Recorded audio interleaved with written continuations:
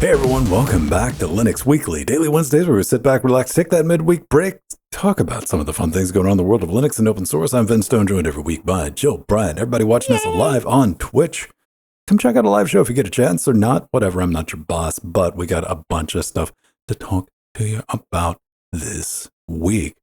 Jill's been missing in action for the past 2 weeks. Why? She's been driving around, moving people, shuffling them, all because of a little thing that goes on every year called Scale, and you got quite a report for us about your adventures at Scale 21X this year.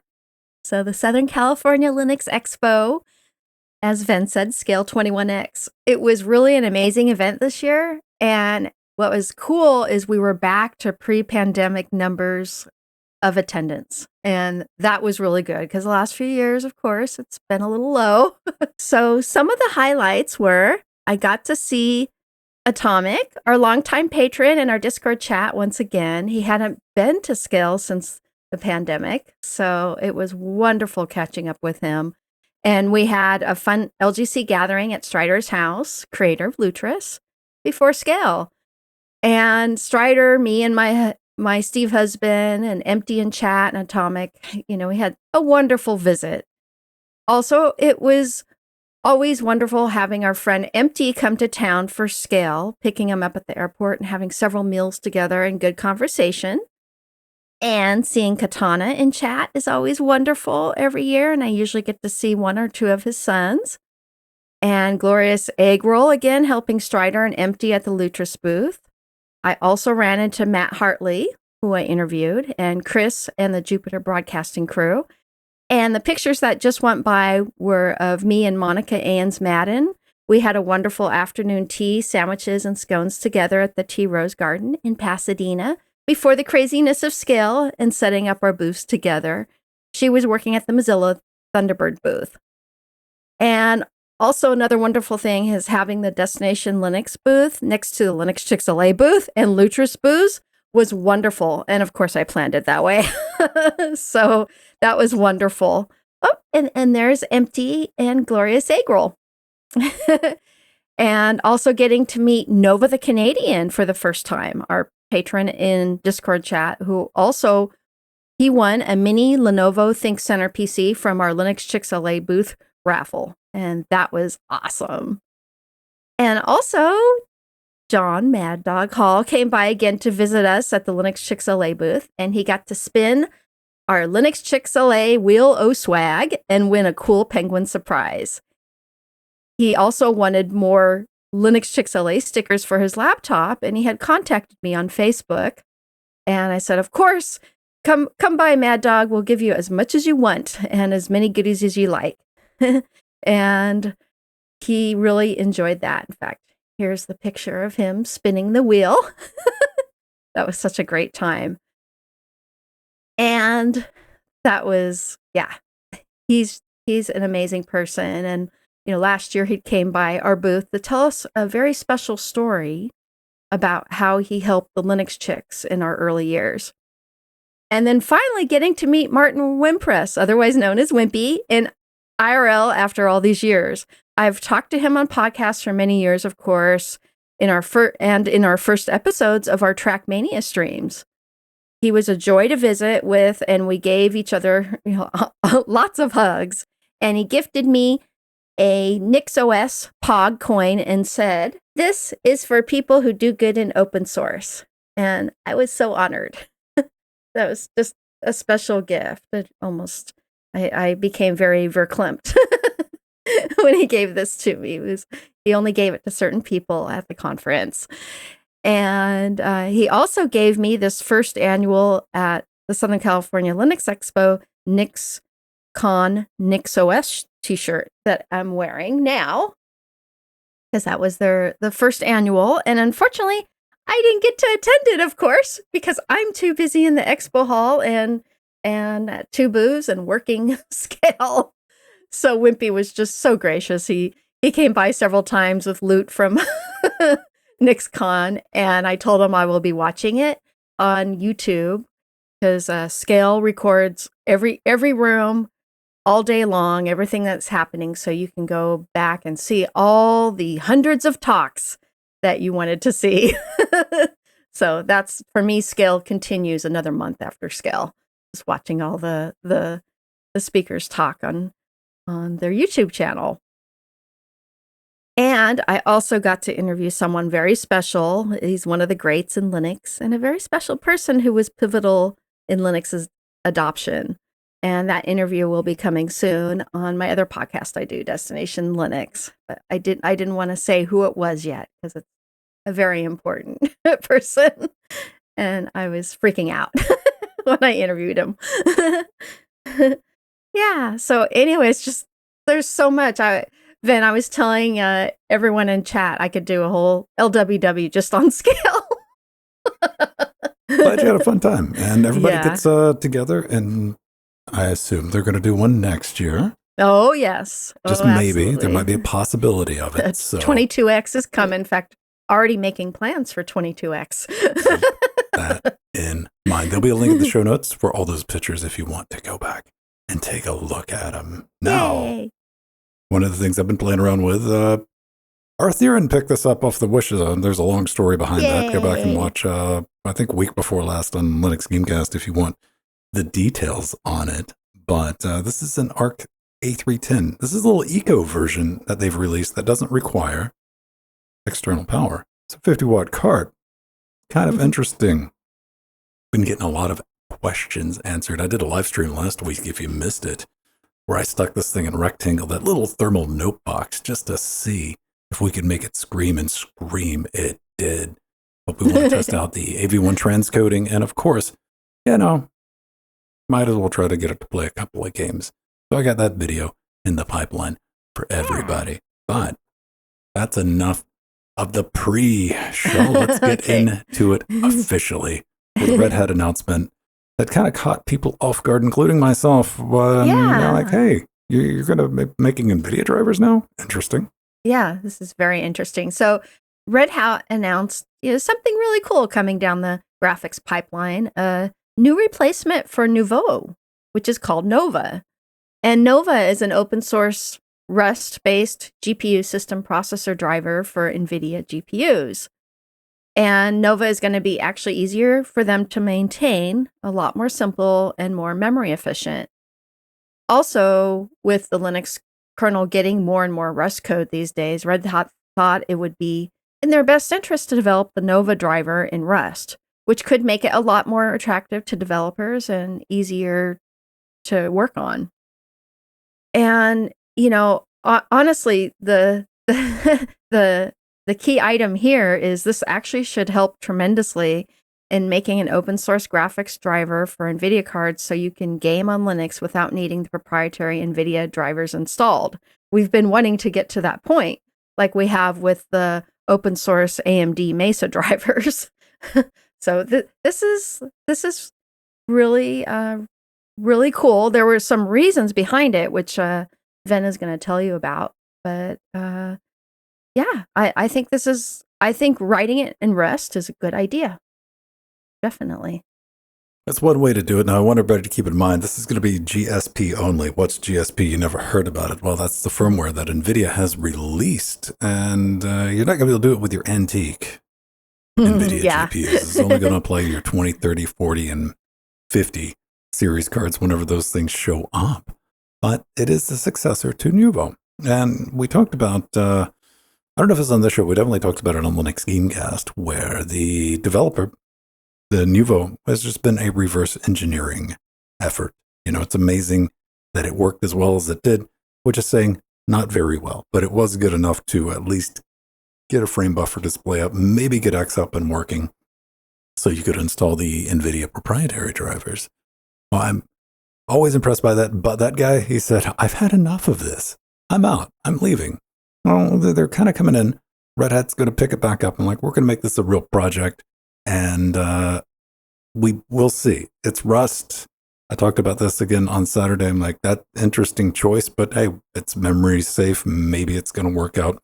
Not a lot to do with it right now, but we'll be able to leverage, the work that's being done with the graphics driver itself. This is just the kernel bits, but the graphics drivers, Collabora's working with NVK, which is going to leverage Zinc for OpenGL.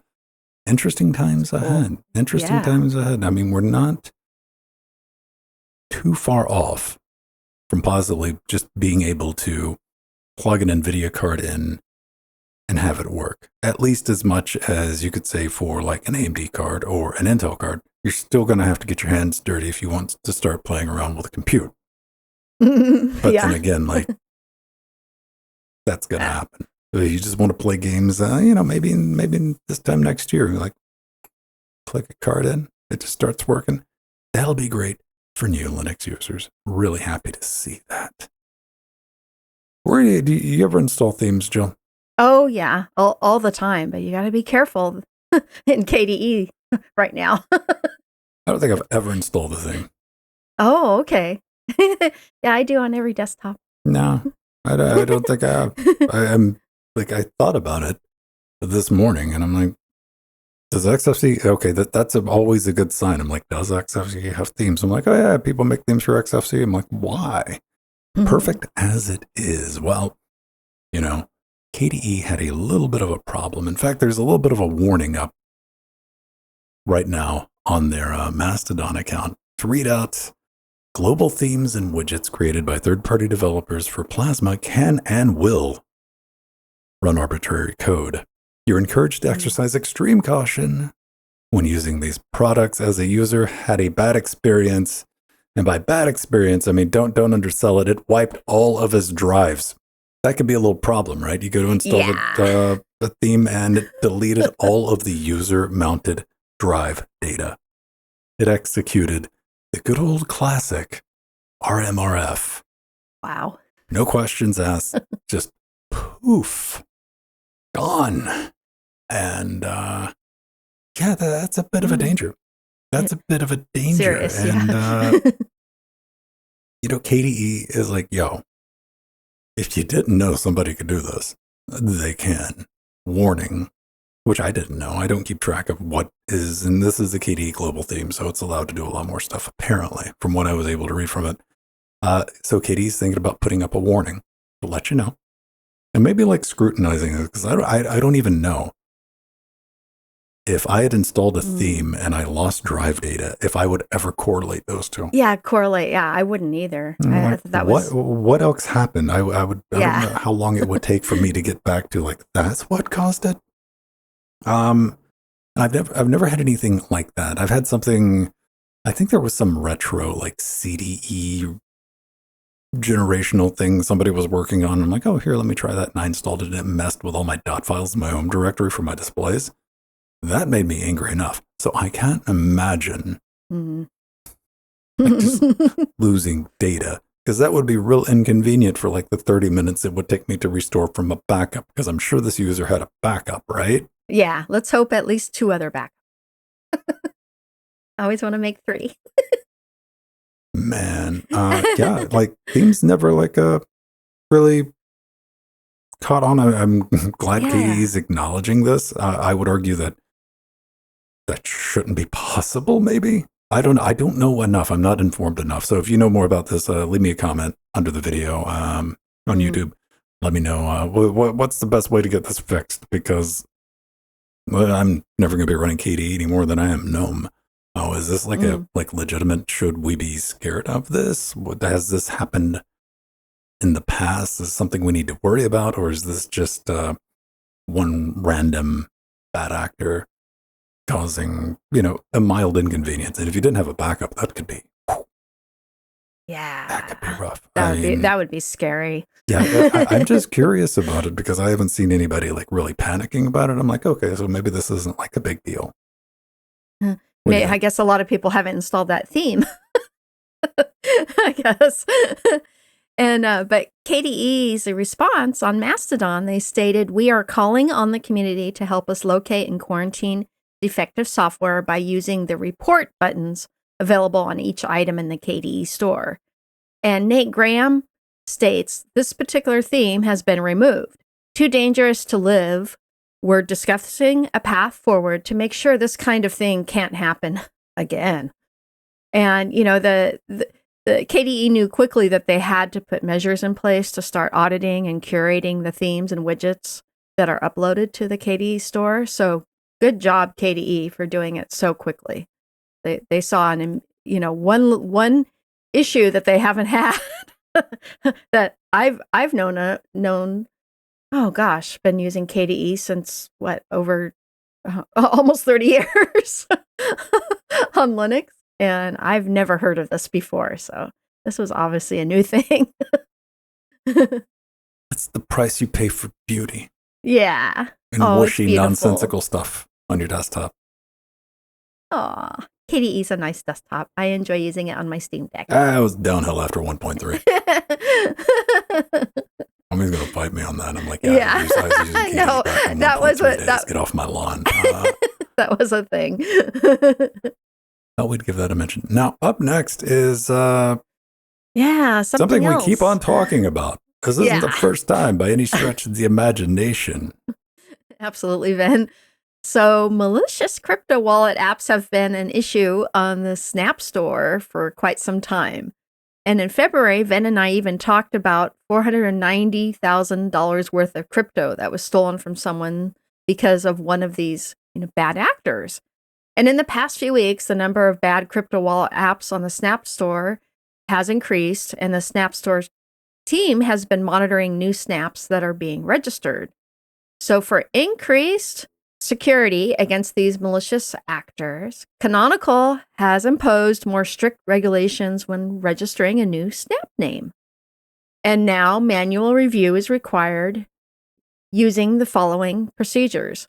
First, you have to go to the website listed in the article in our show notes to register the snap name before you push it to the store. And then when you enter all the info, the snap will be submitted for review.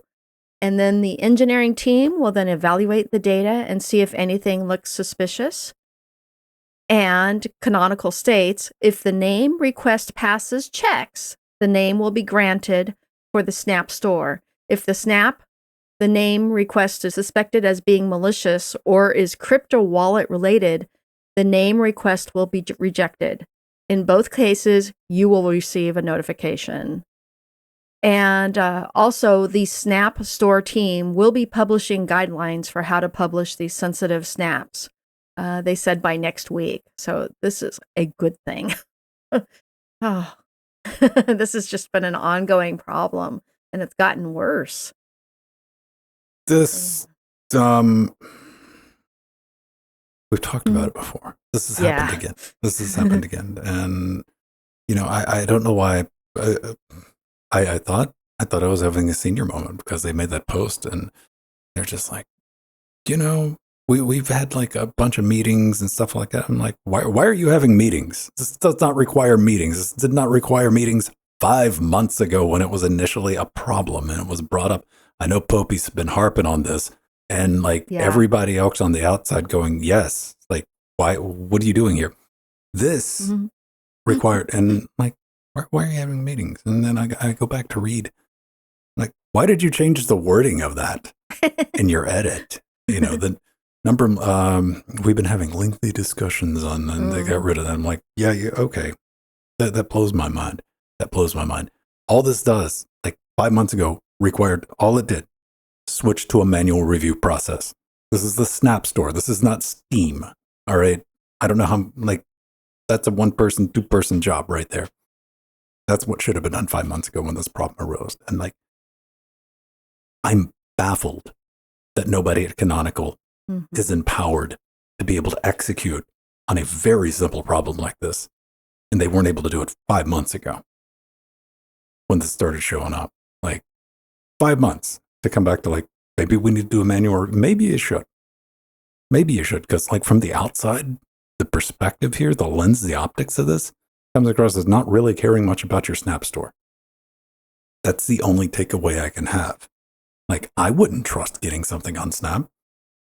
I just wouldn't. You took 5 months to get this fixed. How else do you look at that? Where's your positive spin on that? We thought about it, and we're going to still try to automate it a little bit, but we might take a look at it. And you know what? Snap needs all the good PR it can get, and this ain't it.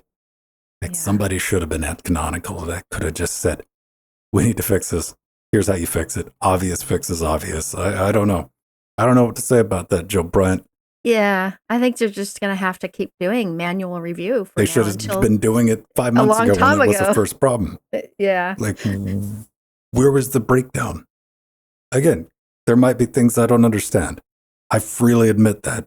But from the outside, like, yeah, you do a manual review until you get something really well in place to take care of this issue. And, you know, it's not just crypto stuff. Like, they had issues, and I don't know if they still have issues. I don't follow the Snap Store. Let me know. With, you know, non-official, official apps. You know, clients for stuff that were saying, hey, this is like, I'm using a made-up example, but, you know, a Spotify app. Like, not from Spotify. Like, that should be like, you know, we did bring that up because I said anything that takes your credentials or logins should have a big red blinking sign on top of it saying not from. And in fact, they should, I don't know. I'm trying to love Snap's Canonical or at least tolerate them. But stuff like this does not instill confidence when there's a 5-month turnaround on like a very, what seems to be an obvious solution. Oh, yeah. Maybe get it fixed. Yeah, the technology is awesome. It just needs review. It needs review. They got to be careful with that. The Snap detractors don't need extra ammunition, and you're just handing it to them. Yeah. We're like, yeah, well, you know, hey, we'll get around to fix it. Well, let's go have some more meetings. Like, why don't you fix meetings? Anybody who's been stuck in, you know, an institution like that, you're like, no, the solution's not meetings. The solution is having somebody capable of like getting stuff fixed without having 5 months of meetings to arrive at the obvious solution. I think Popey pointed out, which is a very obvious. Maybe I'm wrong. Who knows?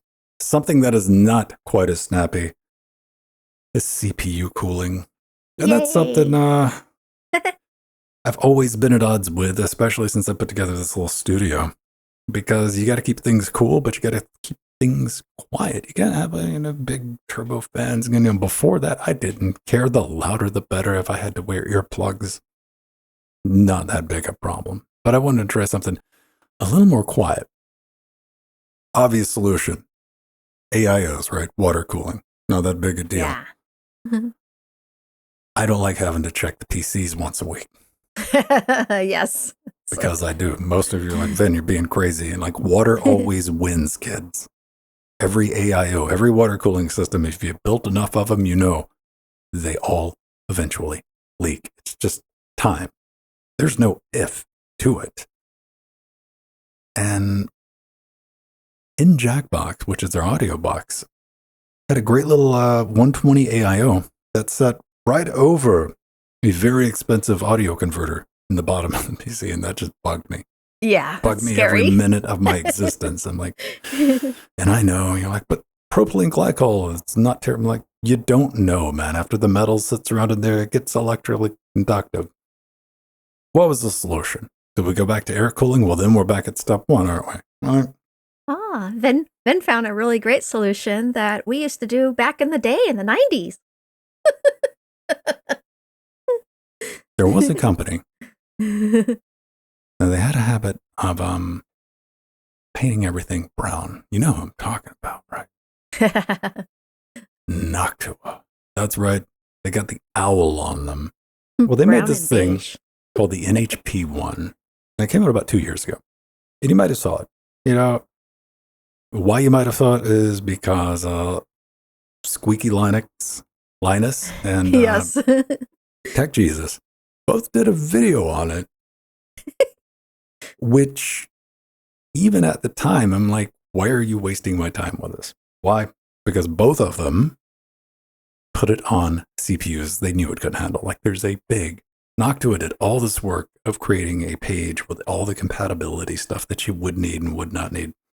Now I'm going to give Gamers Nexus a little bit of credit because they at least tested it with a 3600 after they got done with the clickbait stuff. You know, I'm like, hey, look how quickly it overheats when it's running a 100 and whatever TDP what CPU. I'm like, of course it did. I didn't have a whole lot of faith in it, you know, and I kind of didn't blame the YouTubers got to do the YouTube things for the clicks. I wanted to get some real data for this thing for the rest of us. Oh, that's what I set out to do. And I'm like, okay, let's try this with the 5600G, which was already in Jackbox, which is a 65 watt TDP. I got a big chunky case already. So recommended case, and you're going to need a big case for this thing. It is massive. I stuck all that together, and I didn't expect much. I'm like, you know what? This thing's probably going to work pretty well as a digital audio workstation, but that's no fun. I put an entire video together. There it is, to give you an idea of the size. That's a Threadripper cooler on the right side there, which is a big, chunky, massive, perspective. Let me back that up. Yeah. That fan, that's a 140 millimeter fan, not a 120 millimeter fan. Pretty big. Also, it came with a screwdriver with a Torx bit on the end. Nice. Horrible. You have to have that one special screwdriver. That's where you have to keep it. Yeah. That's where you have to keep it unless you have a special drawer in your house with the one-time use things that you got to keep track of for that one product. Because you know what? In 5 years from now, you might want to upgrade your CPU. If you don't have that drive, you're either going to be going out and trying to find one of that length with that bit, or you're just out of luck. I hate stuff like that. I know. But it makes it more secure to tighten the things. And I'm like, guys, because I was excited. I'm like, oh, cool. Knocked to a brown screwdriver. I'm like, oh, it's useless. Great. And that thing is now in my drawer of like one-time use things. And it did fit in the video. I stick it in. You get an idea of, for your audio listeners, it's big enough to where it covers up the RAM. All right. Yeah, it's huge. Like there's RAM under that, like way under that. But it is there. I did a bit of torture testing because I didn't want them to have all the fun. So I decided to compile kernel 6.8, maxing out all 12 threads, fast as they go, 4 gigahertz, flat out. I was like, let's see how long this thing's going to take to throttle. I'm like, I expected, maybe like 3 or 4 minutes. It never throttled. It never throttled. This thing was the entirety of it was 16-minute run, 80. And the throttle, I think it's a 93 or 95 on the 6500. Like it was fun. And running it as a DAW basically ran the same as the AIO and a little shot in there. I was really impressed with it. I had a good time. Yay, Ven. No moving parts. Now, I do have a marketing idea for Noctua. They should really market this for audiophiles. They should put some capacitors on it and a tube and tell them that it improves sonic fidelity with megahertz magic, whatever. It looks a little bit like a square Dalek. They could do it. And, hey, man, like we've seen like the NVMe drives, like they, this is how you fool an idiot. You just, solder on some big capacitors on something. They go, oh, that's audio stuff right there, man. I know what I'm talking. These big, look at those big old capacitors. I'll pay more for it because they're fools. Yeah, that was my little joke for that. But yeah, everything else was relatively straightforward. Had a good time with it. And yeah, all the benchmarks and charts. So if you've been thinking about picking one up, it's not cheap. Not cheap. I think it's $100 for a big block of, a little copper block with a huge block of aluminium. Yeah. And, it doesn't really have fins. It has plates. And it does get hot. It uses the magic of just convection to like suck. Because you can you can feel air moving at the top of the cake. You're like, ooh, okay, all right, I get it. Which, if I had some more time, I genuinely think if you tested this in an open air bench, you would get worse results than if you did actually in a case. So you definitely want this in a case, not just like sitting out. I'd have to put that for the test. Installation's really straightforward with a socket AM4. You can use your existing backplate. Don't do what I did in the video, which was like, because the backplates on the AM4, they're usually pretty sticky. You can kind of rely on them to like hold. That one wasn't feeling the sticky when I pulled off the screws, so it just like fell to the bottom. I'm like, and I had to take the back plate off. Not the back plate, but the back of the case off. I'm like, I can get away with this super easy, which I did not. And of course, you can always put a fan on it, but Yeah, if you're looking to build a very large home theater PC, Yeah. large, there's an entire like it'll tell you what RAM clearance, CPUs, what cases. You got to do a little bit of research, but there's no moving parts and it's completely silent. Probably wouldn't work that well for a gaming PC, but for digital audio workstation, if you get a 65-watt TDP CPU and a reasonable ambient temperature, it's usually in the studio, it's about 18C. I don't know what that is in freedom units. Like, whatever. I'm not going to look it up. Which is not hot. If it's hot, it's going to struggle and you might want to get a fan with it. But yeah, there you go. Not really necessarily Linux related, but we did build a kernel on it. Yeah, that's cool, Van. I don't know if me and you had talked about not too long ago. I used to make my own heat sinks for my Pentium Pros back in the day, back in the 90s. And I remember you mentioned that you had done that too. So I milled water blocks. Oh, okay. So this is kind of that solution. This is way more advanced than what we were doing way back in the day. Yeah. You go back and you look at just throwing a massive block, then you got to deal with metallurgy versus like why does it have a copper core with aluminum fins? Why is that, Joe? Copper core. Well, copper core with aluminum fins. Yeah. Well, the fins dissipate, move the heat away. Yeah, but why are the fins not copper? Oh, okay. Yeah, that's interesting because I've only dealt with copper. It's this is the reason you see this a lot. Is it the heat? It's definitely related. Okay. Warning everybody, I'm going to teach you a little bit of science. So go ahead and hide the video.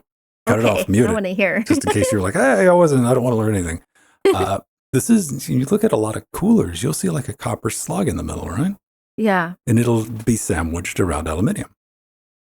Copper is really good at absorbing heat, at getting the initial load. Yeah. Aluminum's better at radiating it. At dissipating. Okay, that makes sense. That's why you see that combination of so often. So there you go, science time. You accidentally learned something on the show. There you go, Ben. But Nice. That's why you'll see like copper water blocks are always copper. Yeah. Or nickel plated aluminum and like whatever. Like I used to drill press back in they were hyper primitive plexiglass. They leaked. They were great times. Ladies and gentlemen, that is going to wrap it up for this week's show. I need to thank not one, not two. First, I just want to thank everybody. If you're in the audience right now, you know who you are. You're our beautiful party patrons, making the show possible, keeping everything ad-free, no commercials. I mean, not unless you want to count Interfacing Linux commercial, but you guys got a sneak peek at that video a week before everybody else, because I'm good like that. I appreciate some feedback.